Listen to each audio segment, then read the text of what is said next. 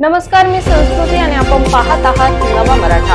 केंद्र सरकारने एक मोठा निर्णय घेतला आहे। शेतकऱ्यांकडे असलेली जमीन आधारशी जोडून त्यांना स्वतंत्र ओळख क्रमांक देण्यासाठी राज्यात ॲग्रिस्टॅग ही योजना राबवण्यात येत आहे।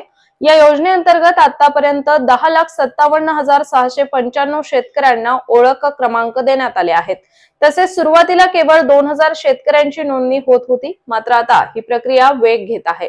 तर आता आपण पाहूयात कोणत्या जिल्ह्यात किती शेतकऱ्यांना ओळख क्रमांक देण्यात आले।